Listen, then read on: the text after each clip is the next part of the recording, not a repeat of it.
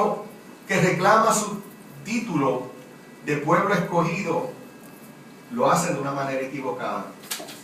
Porque en momentos dados el pueblo de Israel reclama su rol de pueblo escogido, no para servir, no en obediencia, no como sacerdotes para otras naciones, sino como para creerse mejor que los demás pueblos. Y ahí está el problema. Ahí está el problema, que ese pueblo se cree mejor que otros. Y dice, pues yo soy pueblo de Dios, y si yo soy el pueblo, nosotros somos el pueblo de Dios, pues somos mejor que las otras naciones. Y el Dios es de nosotros nada más y no es de más nadie. Se parece a alguien. Y tenemos que ese pueblo sufrió esas consecuencias de su desobediencia, de su poca consagración. Y aunque tuvo momentos buenos y malos, y aunque esperaba ansiosamente al Mesías, el Mesías llega y no lo reconoce.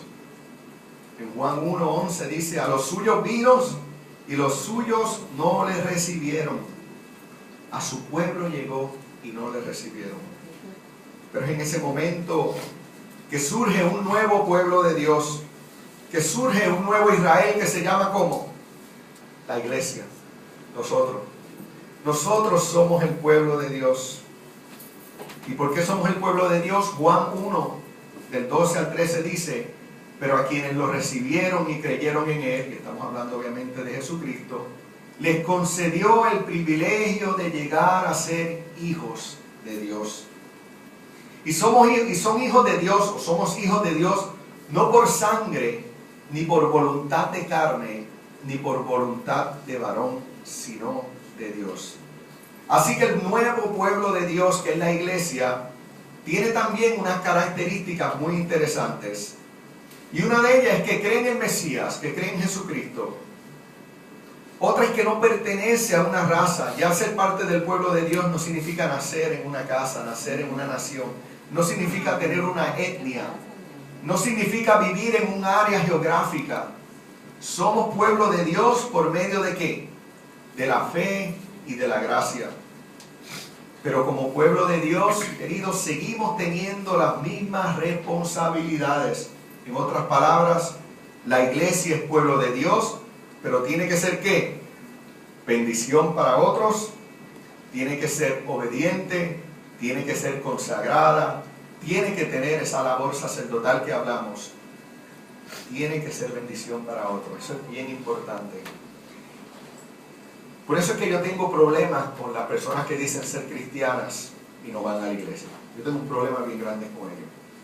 Y un problema mío, lo acepto, un problema teológico para mí, porque para hacer la historia larga, corta, nosotros los protestantes, los evangelios, nosotros proclamamos que la persona es salva por fe y por gracia, y eso no se puede quitar, eso es un fundamento teológico de nosotros.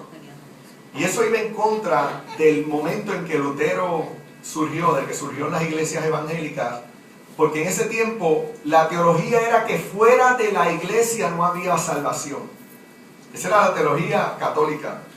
Fuera de la iglesia, fuera de la comunidad, no hay salvación. Y Lutero fue en contra de eso. No tanto porque entendía que la iglesia era innecesaria, porque no lo entendía así, sino porque la iglesia decía, fuera de nosotros no hay salvación, pero si pertenece a nosotros te vamos a oprimir, y sacarle dinero y fastidiar.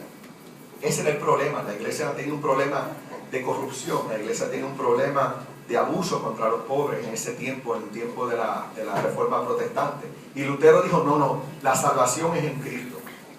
El problema es que nosotros los evangélicos nos hemos creído eso muy a pecho.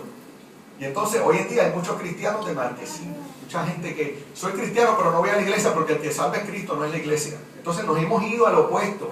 Y eso yo entiendo que no es lo que Lutero tenía en mente. Y yo tengo problemas, aunque creo en la salvación por fe y por gracia, yo tengo problemas con los cristianos que no son obedientes y asisten a una iglesia, porque la iglesia es parte del cristianismo. La iglesia, la comunidad de fe es importante. Jesús no opera en el vacío. El cristianismo no es una religión, lo he dicho otras veces, que opera en el vacío. Eso, imagínense si las iglesias no existieran y cada uno fuera cristiano por su cuenta. Entonces, ¿qué hacemos con la Eucaristía? ¿Qué hacemos con escuchar la palabra de Dios? Yo veo el pastor tal en televisión. Sí, pero aún el pastor que usted ve en televisión tiene un pueblo reunido allí. Usted lo está viendo en televisión, pero hay gente allí reunida. ¿Qué hacemos entonces con el discipulado? ¿O es que nosotros no vamos para ser doctor, usted se educa leyendo un libro usted mismo? Necesita que ir a la universidad, estudiar, practicar. ¿Qué hacemos con el sentido de comunidad? El ser pueblo de Dios, la iglesia, la Biblia habla mucho de pueblo de Dios y habla mucho de cuerpo de Cristo, es bien importante. Y me cuesta, los extremos a mí me dan trabajo. Esto de que fuera de la iglesia nadie se salva, nadie se salva. Yo no creo en eso, pero también yo tengo problemas con el que todos nos salvamos aunque no vayamos a la iglesia. La iglesia es muy importante en el plan de salvación de Dios, porque aquí es que están los medios de gracia.